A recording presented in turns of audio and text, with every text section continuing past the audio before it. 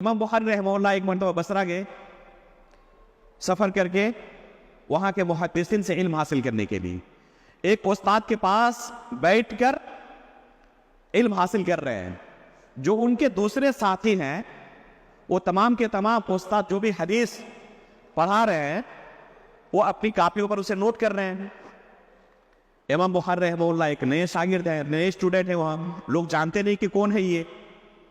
امام بخاری رحمہ اللہ کو انہوں نے دیکھا کہ روزانہ یہ لڑکا ہمارے ساتھ آ کے بیٹھتا ہے استاد کے درس میں, لیکن کبھی کچھ لکھتا نہیں ہے اور ہے بھی آگاہ نہیں, کہیں باہر سے آیا ہوا ہے. ایک دن ان لوگوں نے نصیحت کی کہ آپ باہر سے آئے ہوئے ہیں سفر کر کے پڑھنے کے لیے, لیکن دیکھ رہا ہوں کہ آپ کچھ نوٹ نہیں کر رہے ہیں, تو اس طرح اپنی عمر ضائع کرنے سے فائدہ کیا؟ اگر پڑھنے کے لیے آئے تو پڑھیں صحیح سے, محنت کر کے. انہوں نے نصیحت کی, امام بخاری رحمہ اللہ نے اسے انسنا کر دیا, بہت زیادہ اہمیت نہیں دی. پھر کسی دوسرے نے نصیحت کی, دوسرے دن, تیسرے دن, اس طرح نصیحتوں کا سلسلہ جاری رہا. تقریباً 16 دن جب گزر گئے, 16 دن کا عرصہ گزر گیا, تو 16ویں دن ان سے کہا کہ اب تک تم لوگوں نے کتنی حدیثیں لکھی ہیں؟ تو انہوں نے شمار کیا تو 15,000 حدیثیں لکھ لی. اس زمانے میں حدیث کی کاؤنٹنگ کا طریقہ, گننے کا طریقہ وہ نہیں تھا جو آج ہے.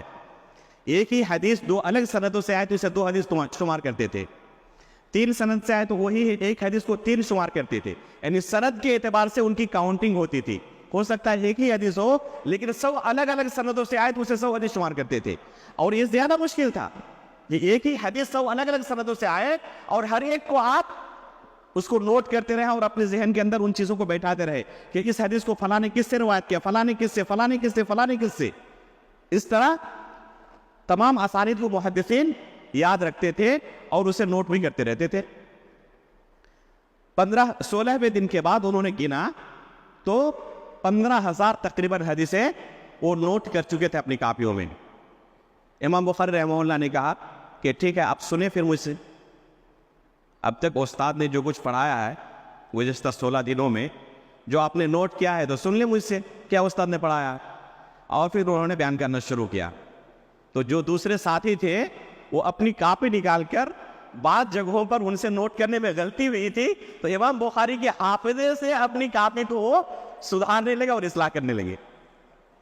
یہ اللہ رب العالمین نے امام بخاری کو قوت حافظہ عطا کیا تھا, ایک معجزہ تھا جو اللہ رب العالمین نے انہیں قوت حافظہ عطا کیا تھا.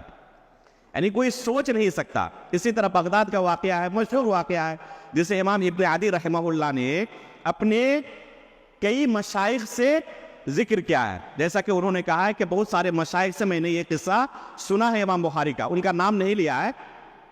قصہ کیا ہے کہ امام بخاری رحمہ اللہ کا جب چرچہ عام ہو گیا تو بغداد والوں نے ان کا امتحان لینا چاہا کہ ان کے بہت زیادہ چرچے ہیں قوت حافظہ کے کہ جو کچھ سنتے ہیں انہیں یاد ہو جاتا ہے, اور ہر حدیث کے بارے میں ان کو تقریباً معلوم ہے کہ یہ حدیث کہاں سے پھیلی ہے اور کہاں کون لوگ روایت کرتے ہیں. تو ان کا امتحان لیا جائے. جب امام بخاری رحمہ اللہ داخل ہوئے بغداد تو انہوں نے پہلے ہی 10 لوگوں کو تیار کیا اور ہر ایک کو 10 حدیثیں دی. لیکن امتحان لینے کے انہوں نے کیا کیا, ایک حدیث کی سند کو دوسری حدیث کی سند کے ساتھ لگا دیا. کسی بھی حدیث کو اپنی اصل حالت پر باقی نہیں رکھا, سندوں کو الٹ پلٹ دیا. اس کے بعد امام بخاری رحمہ اللہ جب بیٹھے آ کر مسند پر, ایک شخص اسی منصوبے کے تحت سامنے آیا اور انہوں نے امام بخاری سے پوچھا اپنی 10 حدیثوں کے سلسلے میں کہ اس طرح میرے پاس ایک حدیث ہے جس کی سند یہ ہے, اس طرح ایک حدیث ہے جس کی سند یہ ہے. امام بخاری رحمہ اللہ جتنی حدیثیں ان کے سامنے اس مجلس میں پیش کی گئی ہر ایک کے بارے میں کہتے رہے لا عالم اللہ عالم, مجھے اس حدیث کا کوئی علم نہیں ہے, میں نہیں جانتا ہوں, اللہ تعالیٰ بہتر جانتا ہے. جو لوگ عام لوگ بیٹھے ہوئے تھے یہ تو ان لوگوں نے جو علماء تھے وہ جانتے تھے, لیکن جو عام لوگ بیٹھے ہوئے تھے وہ تعجب کرنے لگے کہ یہی وہ بخاری ہیں جن کا تذکرہ ہم نے سنا تھا, جو اس زمانے کے سب سے بڑے حافظ ہیں. اور ایک طرف سے لوگ آتے جا رہے ہیں, پوچھتے جا رہے ہیں حدیث کے سلسلے میں, اور کسی بھی حدیث کا کوئی علم نہیں ہے. تو لوگوں کو بڑا تعجب ہوا کہ انہی کے چرچے ہم سنتے تھے. بہرحال جب تمام لوگ اپنی اپنی حدیثوں سے فارغ ہو گئے تو امام بخاری رحمہ اللہ نے پہلے شخص کو بلایا. یہاں پر تعجب کی بات یہ نہیں ہے کہ جو اصل حدیث تھی اصل سند کے ساتھ امام بخاری نے اسے بیان کر دیا. یہ تعجب کی بات نہیں ہے، اس لیے کہ یہ ہو سکتا ہے نا کہ پہلے سے ان کو یاد ہو، اور پہلے سے ان کو یاد تھا ہی. اصل تعجب کی بات یہ ہے کہ انہوں نے اس کو غلط طریقے سے پیش کیا تھا. مثلا آپ کو سمجھانے کے لیے کہہ رہا ہوں کہ مان لیجیے کہ وہ پیچھے جو بھائی بیٹھے ہوئے ہیں، ایک حدیث انہوں نے بیان کی، ایک بات انہوں نے اپنی زبان سے نکالی، ان سے اس بھائی نے سنا، ان سے پھر انہوں نے، ان سے پھر انہوں نے، ان سے پھر انہوں نے. یہ پورا روٹ ہے. میں جب بیان کروں گا تو کیا کہوں گا کہ میں نے ان سے سنا، انہوں نے ان سے، انہوں نے ان سے، انہوں نے ان سے، اس طرح وہاں تک پہنچتے ہیں. اب اگر یہ امتحان لینے کے لیے کیا کریں، ان کا نام بیان نہ کریں. اس طریقے سے انہوں نے سنا تھا نا اس سند سے، وہ قصدن ان کا نام بیان نہ کرے، اس طریقے سے پہنچے، ان لوگوں کا نام بیان کرے.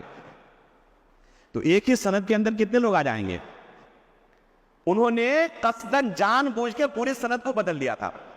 امام بخاری نے صرف ایک مرتبہ سنا تھا. امام بخاری رحمہ اللہ نے فرمایا کہ آپ نے پہلی حدیث یہ ذکر کی تھی اس سند کے ساتھ جو کہ غلط ہے، اس کی صحیح سند یہ ہے.